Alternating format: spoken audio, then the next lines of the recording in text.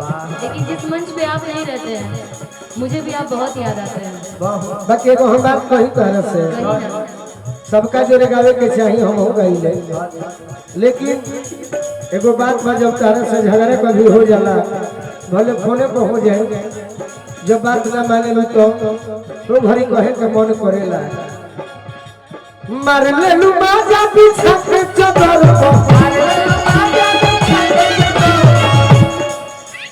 कोइले बाड़ू केस का गोरा बनल भर यो कोइले रहे बिना तहरा चहल खेला कैसे कंप्लीट भई सब बताओ अरे पुतव मीठ भतर हो मीठ पियारा कैसे पीत भई अरे पुतव मीठ भतर हो मीठ पियारा कैसे पुतव मीठ भतर हो मीठ मजनुआ काहे पीत भई आखिर बताओ कि तहर पुतौ मीठ भतरो मीठ खाली में चित लगता आज हमारा सोझा बन दारू दूध के धो बिना भइले कैसे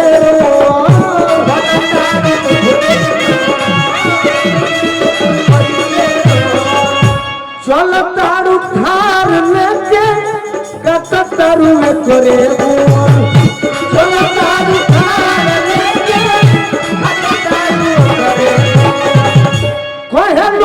गोलू राजावा कैसे इतना भीड़ भई कहलू कि गोलू राजावा कैसे इतना भीड़ भई कहलू कि गोलू राजावा कैसे इतना ढीठ भई पुतौ मीठ भतर हो पियारा काहे भई पुतौ मीठ भतर हो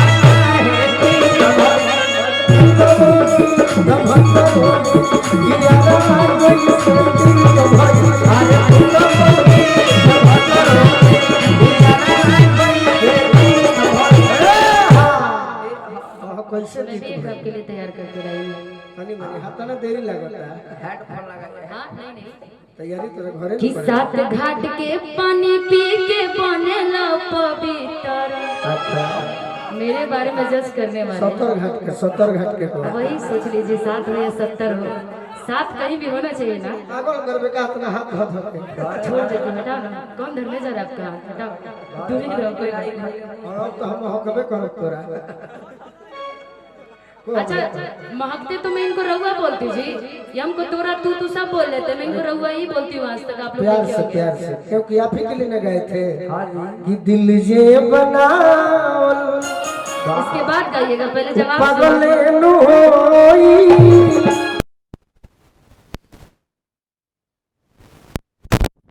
घाट के पानी पी के बनेला पवित्र।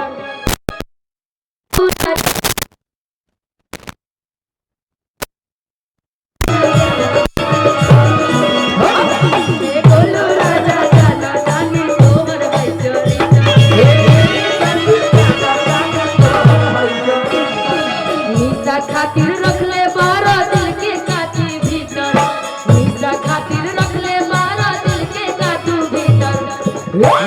हम जाना ताने बोलो तो हर कैसन बजरे हम जाना ताने बोलो तो हर कैसन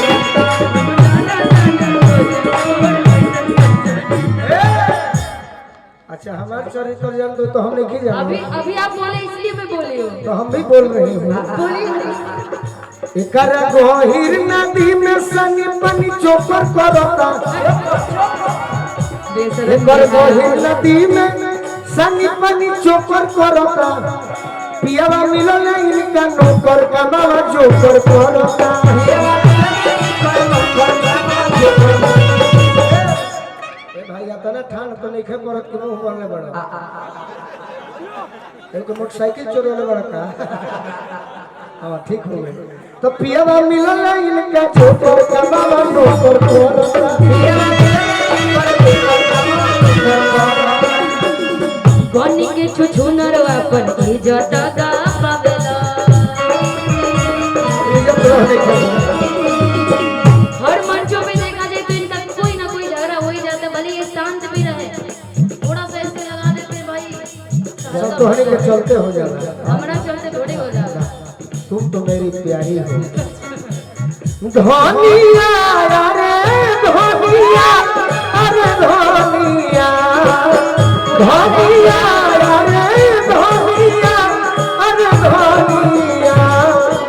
तू बड़ी सोना सो बचनिया हमार प्यारी धनिया बोला रही है प्रिया मिलन इनका जो करना को करना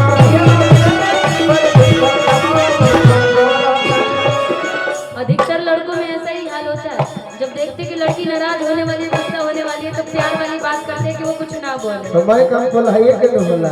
भाई तो सोच रही है यही पता हम कहने रहनी बनी के तू हीरो अपन इज्जत गावेला हीरो बन के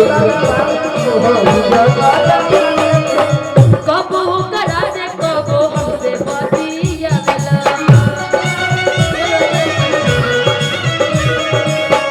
बोलो ऐसा क्यों करते हो आप? क्योंकि क्योंकि मालवारे मालवा छोड़ी के तू ताला यही से तो बिगड़ल जाता गोलुआ के चलवा यही से तो बिगड़ल जाता गोलुआ के चलवा अरे मालवारे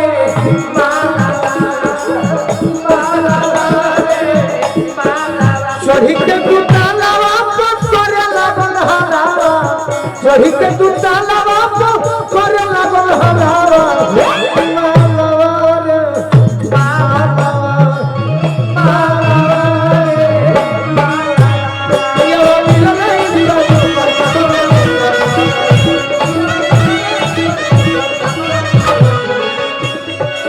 बन के तू हीरो अपन इज्जत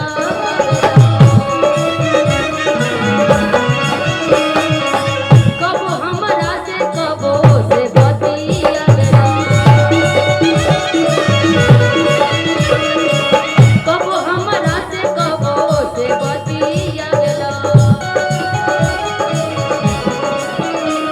रह गई है हमरा से करतारा बड़का तू चीटर बोलूरा हमरा से करतारा बड़का तू चीटर देबो हम जाना ताने कैसे हट बोला के लेकर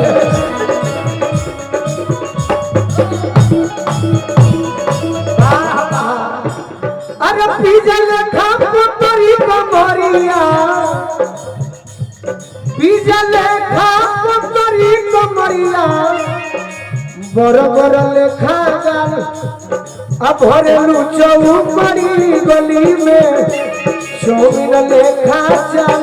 भरेलू चौपड़ी गली में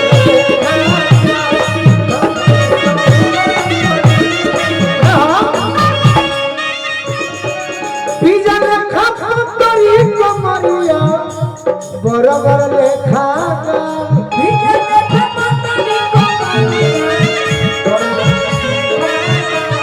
अरे भरेलू चौपड़ी गली में चौमिन लेखा चाल